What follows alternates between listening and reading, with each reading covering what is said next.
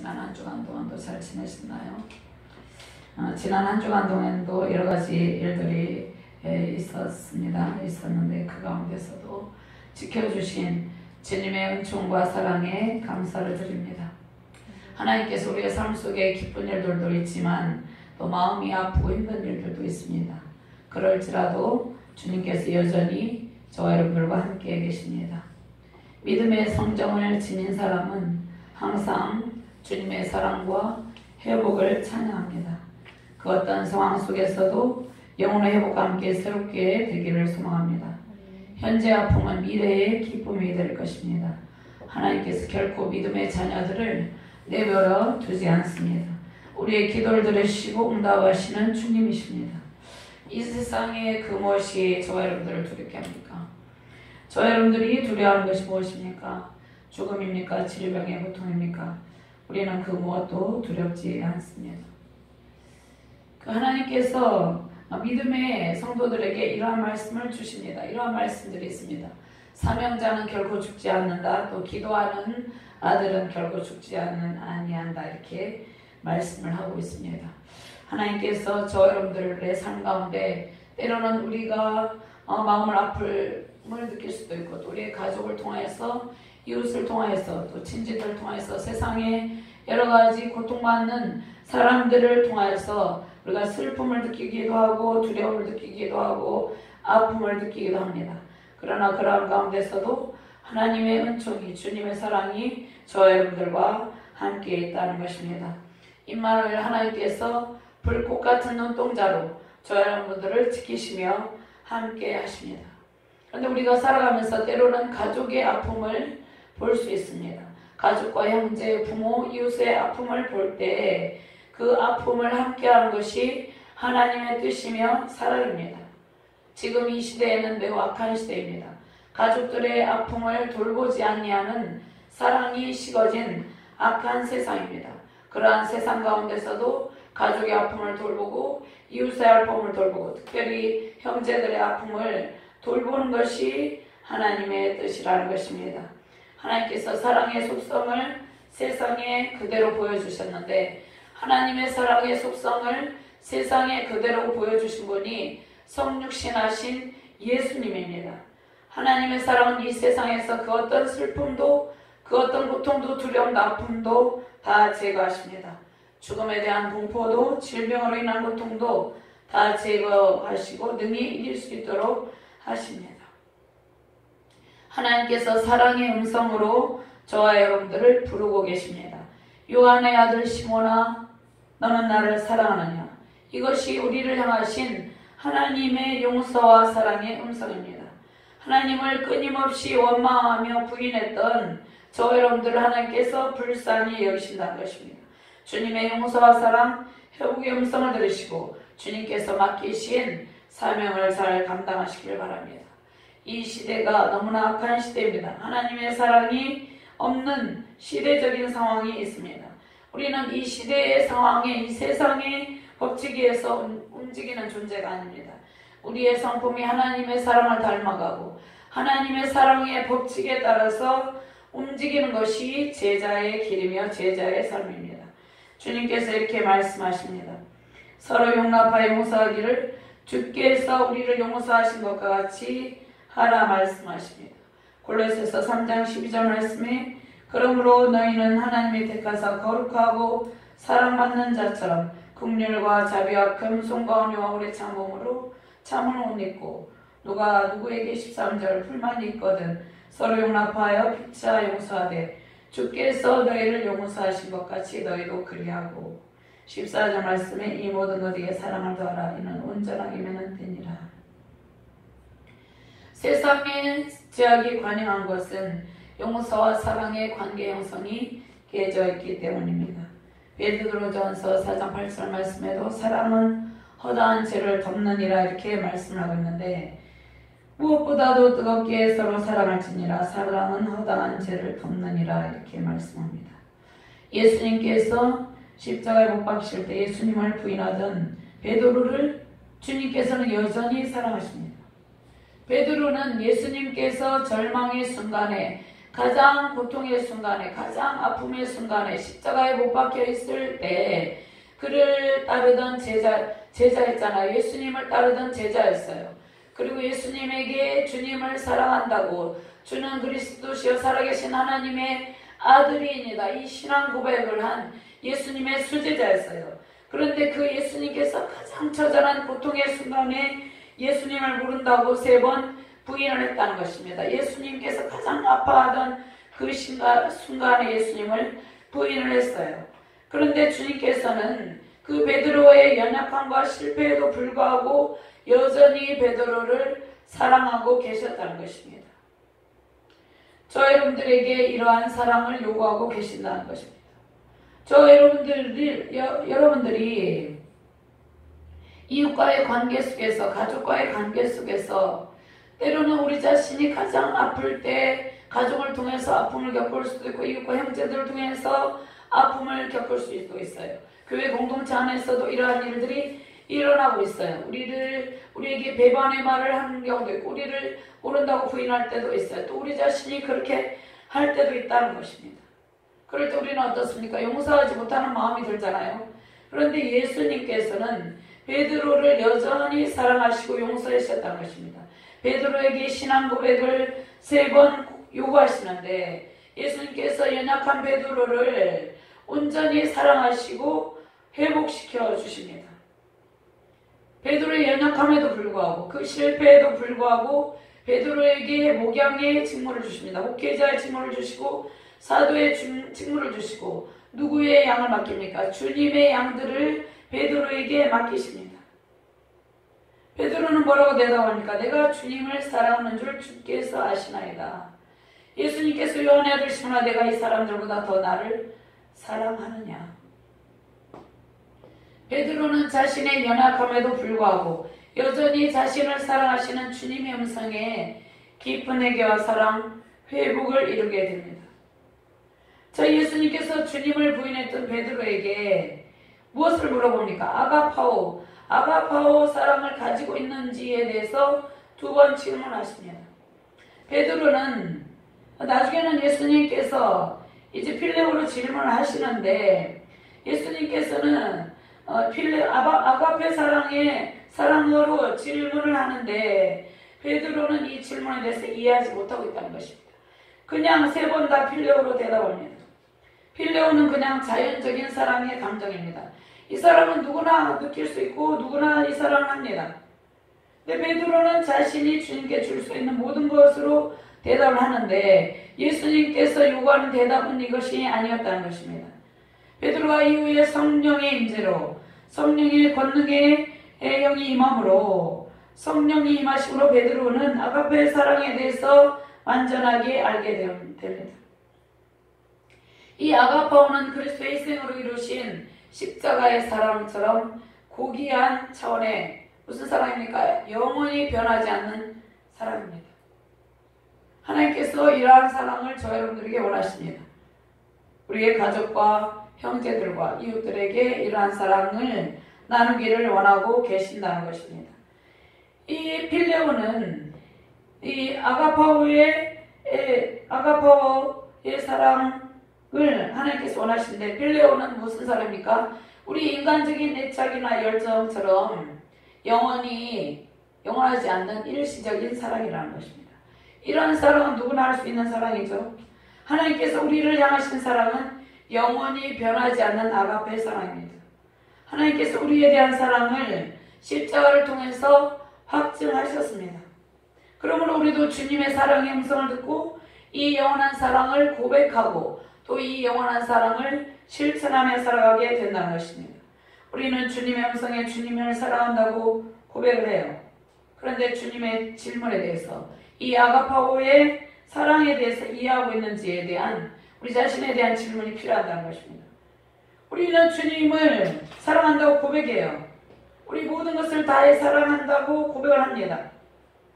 근데 주님께서 원하시는 사랑은 이러한 일시적인 사랑이 아니라는 것입니다. 제자의 길을 걸어갈 때 우리에게 필요한 것은 아가페 사랑으로 이루는 헌신이라는 것입니다. 본문의 내용이 3번째로 3가지로 구분을 해보면요. 15절에서 17절 말씀에 부활하신 예수님께서 수제자 베드로에 대한 사랑을 확인하시고 베드로에게 사명을 주십니다. 두 번째로 베드로에 대한 순교에 대한 예언의 말씀입니다. 18절에서 19절 말씀. 세 번째로 사랑하시는 사도 요한의 장래에 관한 베드로의 질문이 있는데요. 그 질문과 예수님의 답변에 관련된 말씀입니다. 첫 번째로 부활하신 예수님께서 수제자 베드로에 대한 사랑을 확신하시고 사명을 부여하시는데, 첫 번째로 저와 여러분들이 주님께 대한 아가페 사랑으로 복양의 사명을 잘 감당해야 된다는 것입니다. 15절과 17절 말씀을 같이 봉독합니다. 그들이 조반먹을 먹은 후에 예수께서 시몬 베드로에게 이르시되 요한의 아들 시몬아, 내가 이 사람들보다 나를 더 사랑하느냐 하시니 이르되 주님 그러하나이다. 내가 주님을 사랑하는 줄 주님께서 아시나이다. 이르시되 내 어린 양을 먹이라 하시고 또 두 번째 이르시되 요한의 아들 시몬아, 내가 나를 사랑하느냐 하시니 이르되 주님 그러하나이다. 내가 주님을 사랑하는 줄 주님께서 아시나이다. 이르시되 내 양을 치라 하시고 세 번째 이르시되 요한의 아들 시몬아, 내가 나를 사랑하느냐 하시니 주께서 세 번째 내가 나를 사랑하느냐 하시므로 베드로가 근심하여 이르되 주님 모든 것을 아시오매 내가 주님을 사랑하는 줄을 주님께서 아시나이다. 예수께서 이르시되 내 양을 먹이라.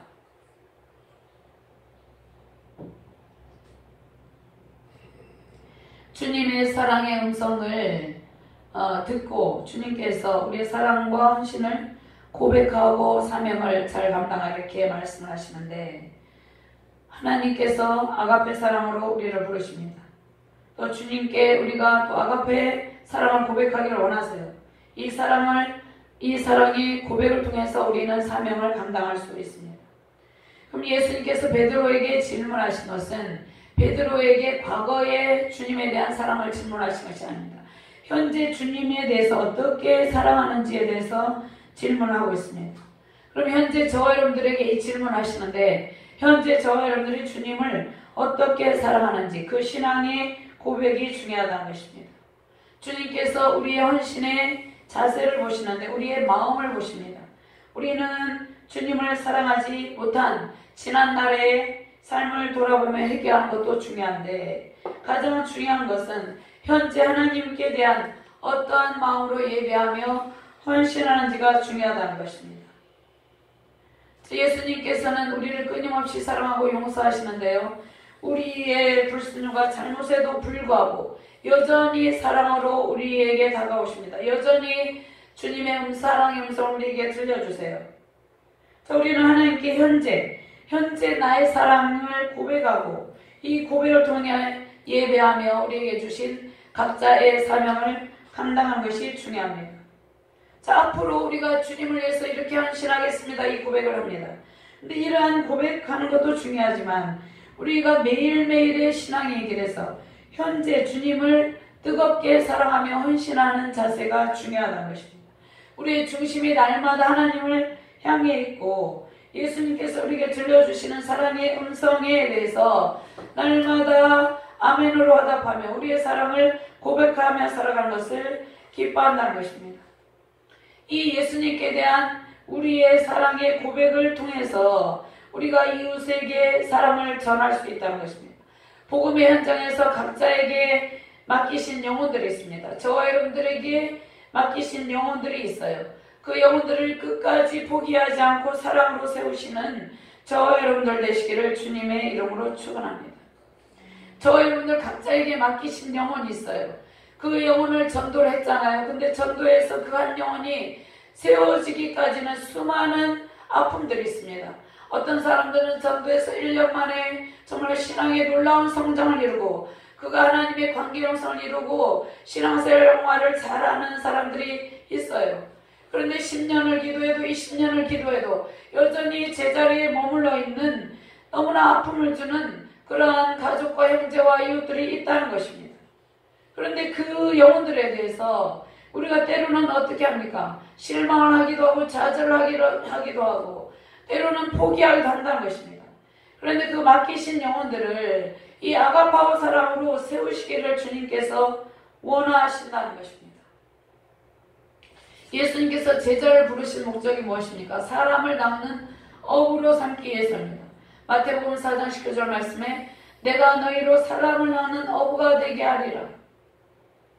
사람을 낚는 어부는 무엇입니까? 전도를 통해서 우리가 예수님을 믿고 어떤 사람은 100명, 1000명, 만 명까지 전도하는 사람도 있겠죠.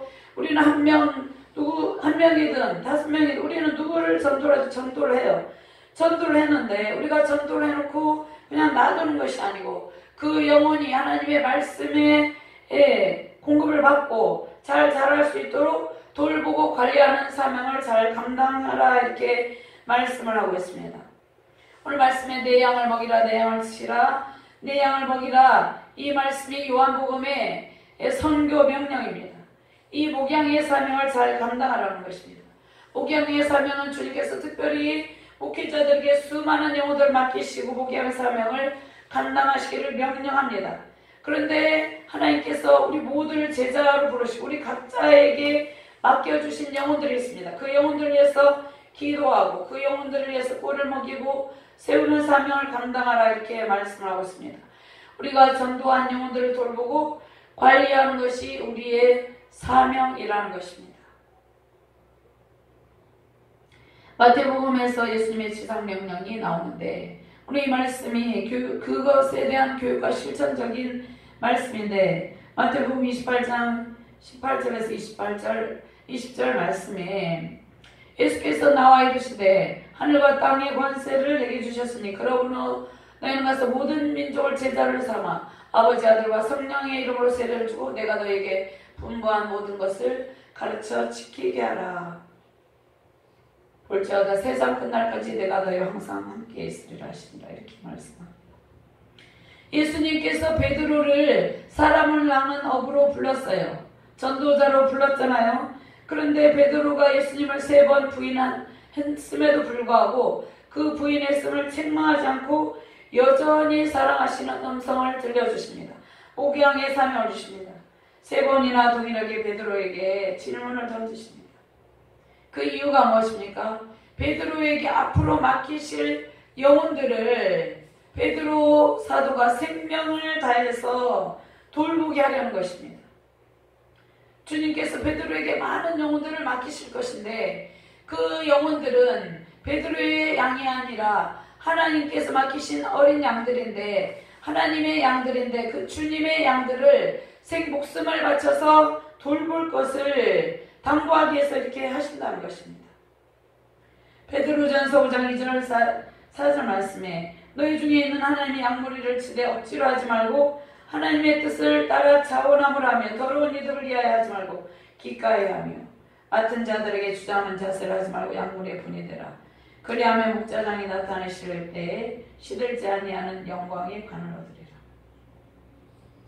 베드로는 주님의 사랑의 음성을 듣고 그가 회복의 은총을 누리게 됩니다. 주님의 아가파오 사랑을 이해하게 됩니다. 완전하게 하게 되었어요.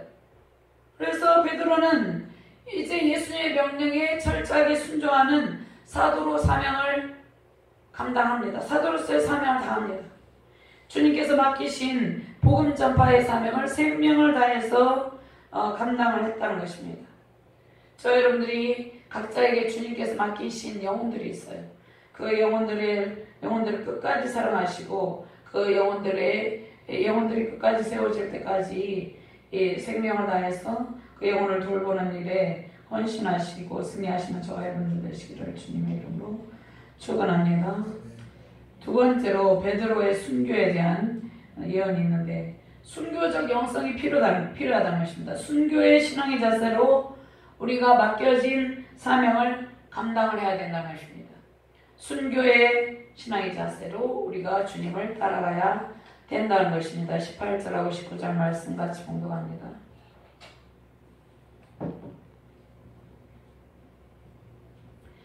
내가 진실로 내게 이르노니 내가 젊어서는 스스로 띠뛰고 원하는 곳으로 다녔거니와 늙어서는 내 팔을 벌리리니 남이 내게 띠뛰고 원하지 아니한 곳으로 데려가리라. 이 말씀을 하시면 베드로가 어떠한 죽음으로 하나님께 영광을 돌릴 것을 가리키시니라.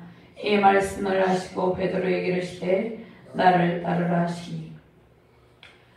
예수님께서 베드로가 예수님처럼 십자가에 못 박혀 죽을 것을 지금 예언합니다. 암시합니다.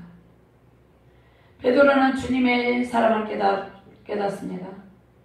그 사랑을 깨닫고 자신이 걸어가야 될 길이 어떠한 길인지 알지만 순종의 길을 걸어갑니다. 베드로가 걸어간 길은 예수님을 배반하고 불순종한 그 아픔을 딛고 일어서서 걸어가는 영원한 사랑의 길이었습니다. 순교의 신앙의 길이었습니다. 주님께서 걸어가신 십자가의 길입니다. 저와 여러분들의 신앙이 화려한 번영의 길, 넓은 길이 아닙니다. 좁은 길, 아픔의 길, 눈물의 길입니다. 그러나 이 길, 그 길이 영광의 길, 하나님 나라에 입성하는 힘찬 길이라는 게 있습니다.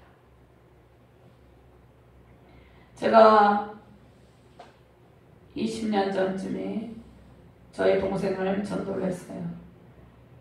그런데 1년 전쯤 세례를 받고 집사직분을 받았는데도 여전히 고통 가운데 있습니다. 그 한 영혼이 세워지고 그 한 영혼이 세워지기까지는 하나님의 아픔이 있고 눈물이 있는데 그 한 영혼이 회복되고 세워지기까지의 우리 헌신이 필요하다는 것입니다. 우리의 눈물이 필요하다는 것입니다. 우리가 실망할 때도 있고 그 한 영혼들에 대해서 좌절할 때도 있지만 그 한 영혼에 대해서 하나님께서는 끝까지 포기하지 아니하고 아가페 사랑을 실천하기를 하나님께서 원하신다는 것입니다. 우리가 신앙의 길을 갈 때 그 길이 어떤 사람들은 화려한 길, 번영의 길이라고 생각을 합니다. 그렇게 해서 표적과 기사를 따라다니는 사람들도 있습니다. 우리가 신앙의 길을 갈 때 승리의 은총도 주십니다. 우리에게 번영의 은총도 주세요. 그러나 때로는 눈물을 흘릴 때도 있고 십자가의 좁은 길에서 몸부림칠 때도 있다는 것입니다. 아픔의 길도 있다는 것입니다. 베드로가 어떻게 했습니까? 베드로가 주님을 따를 때 예수께서 십자가에 지시는 그 장면을 볼 때 그 마음이 어떠했겠어요? 베드로가 연약해서 주님을 부인했어요. 그가 아직 아가파오 사랑을 가지고 있지 않았기 때문에 그가 주님을 부인을 했습니다. 그러나 주님의 그 십자가의 사랑을 깨닫고 난 이후에 베드로가 하나님의 사랑을 깨닫고 난 이후에는 그 회복된 영성으로 철저한 자기 부인의 길, 십자가 고난의 길을 걸어간다는 것입니다. 베드로는 젊어서 어떻게 했어요? 생명을 다해서 복음을 전했어요. 늙어서는 십자가에 거꾸로 매달려서 순교했다고 전해집니다. 베드로가 예수께서 부활 승천하신 후에 수석 사도로 세워졌어요. 그리고 목양의 직무를 다했습니다. 본도, 갈라디아, 갑바도기아, 아시아 및 비두니아를 다니며 복음을 전했습니다. 베드로전서 1장 1절에서 2절 말씀에 그리스도의 사도 베드로는 본도, 갈라디아, 갑바도기아, 아시아 비두니아에 흩어진 나그네 곧 하나님 아버지의 미리 하심을 따라 성령이 거룩하게 하심으로 순종함과 예수 그리스도의 핏부림을 얻게 할 택하심을 받은 자들에게 편지하노니 은혜와 평강이 너에게 더욱 많을지어다. 베드로 사도는 말년에 로마에 들어가 복음을 전하다가 AD 64년경에 네로 황제에 박힐 때 현재 바티칸에서 십자가에 거꾸로 못 박혀 순교를 당했다고 전했습니다. 예수님께서 베드로에게 순교의 영성을 주시고 순교의 신앙의 자세를 주시고 주님을 따를 수 있는 그러한 사도의 직무를 감당하게 했다는 것입니다. 예수님께서 베드로에게 뭐라고 말씀하십니까? 나를 따르라 명령하십니다. 주님의 십자가 사랑의 음성을 듣고 회복되는 성도는 무슨 길을 걸어갑니까? 어떠한 고난과 환난이 있을지라도 제자의 길, 제자의 사명을 감당을 하게 된다는 것입니다. 제자의 삶은 예수님의 명령에 의해서 예수님과 동행하는 삶입니다. 예수님과 동행하는 삶은 주님의 말씀에 순종하는 삶입니다. 순종의 삶은 우리의 힘이 아닙니다. 하나님의 때에 하나님께서 공급하시는 힘으로 가능하다는 것입니다. 특별히 순교 영성으로 순교자의 삶의 자세는 하나님께서 공급하시는 능력으로 가능하다는 것입니다. 저 여러분들에게 이러한 순교자적 신앙의 자세를 원하시고 있어요. 하나님께서. 저 여러분들이 죽기까지 헌신하며 주님을 따르는 삶, 그 삶은 우리의 힘으로 살아가는 것이 아니에요. 하나님의 능력을 힘입을 때 가능하다는 것입니다. 저도 목회자의 사명을 주실 때 3년을 하나님께서 이 순교적 신앙에 대해서 고백하게 하셨어요. 기도하게 하셨어요. 이 고백을 통해서 우리는 사명을 감당하고 사명의 길을 걸어가게 된다는 것입니다. 우리에게 주님을 위해서라면 목숨까지도 버릴 순교적인 자세가 필요하다는 것입니다. 그러한 신앙의 자세가 필요하다는 것입니다. 이 시대의 불의와 불법과 타협하는 그러한 그 순교자적 신앙의 자세를 가지지 아니하는 성도들도 있습니다.